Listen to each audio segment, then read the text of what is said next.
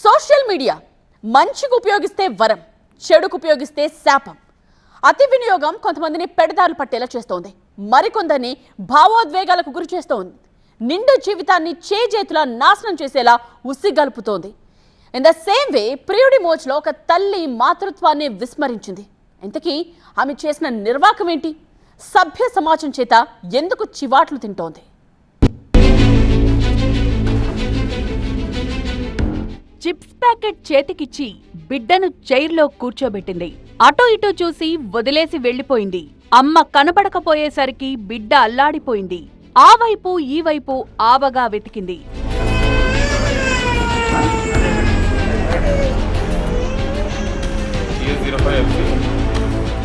Mummy mummy అని గుక్కపట్టి ఏడుస్తుంటే అక్కడున్న వాళ్లంతా చలించిపోయారు. అమ్మ మాత్రం ఇలా బైక్ పై చెక్కేసింది. కన్న పేగును ఈమెందుకు తెంచుకుంది? ఎవరితో వెళ్లిపోయింది? ఈ అమానవీయ ఘటన జరిగింది నల్గొండ ఆర్టీసీ బస్టాండ్లో. వివాహితకు నరేష్ అనే యువకుడు సోషల్ మీడియాలో పరిచయమయ్యాడు. ఫోన్ నెంబర్లు ఇచ్చుకోవడం, తరచూ మాట్లాడుకుంటూ చాటింగ్తో దగ్గరయ్యారు. కొద్ది రోజుల్లోనే ఇద్దరి పరిచయం కాస్త ప్రేమగా మారింది.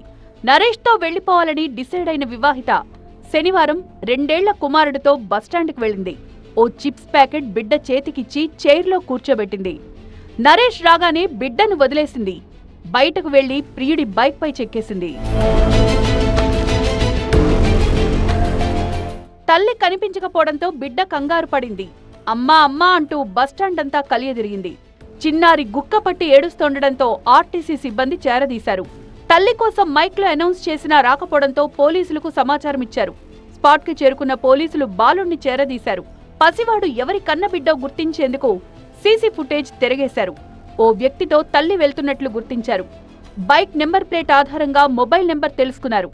మొబైల్ లొకేషన్ 1 టౌన్ ఏరియాలోనే ఉన్నట్లు తెలుసుకుని అక్కడికి వెళ్లి మహిళను అదుపులోకి తీసుకున్నారు. బాలుడి కుటుంబ సభ్యులకు సమాచారం ఇచ్చారు. దంపతులకు కౌన్సిలింగ్ ఇచ్చి వాళ్లకు చిన్నారిని అప్పగించారు.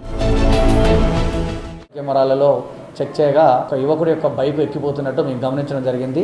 ఇంకో కెమెరాలో చూసినట్టయితే ఆ యొక్క యువకుడు నడుపుతున్న బైకు నెంబరు మాకు గుర్తించడం జరిగింది. ఆ ఫ్రెండ్ అయిన ఒక యువకుడు ఆ బైకును తీసుకెళ్లటం జరిగిందని చెప్పినాడు.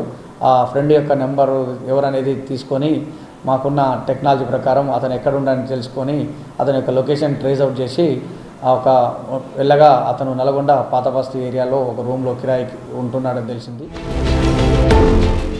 కథ సుఖాంతమైంది. కానీ తల్లి చేసిందేంటి? మాతృత్వాన్ని మంటగలిపింది. ఆన్లైన్ బంధమే ముద్దంటూ రక్త సంబంధాన్ని అవహేళన చేసింది. సామాజిక మాధ్యమాల వేదికగా పరిచయమైన వాళ్ల మాటలకు ఆకర్షితులై కొందరు దాన్నే ప్రేమగా భావిస్తున్నారు.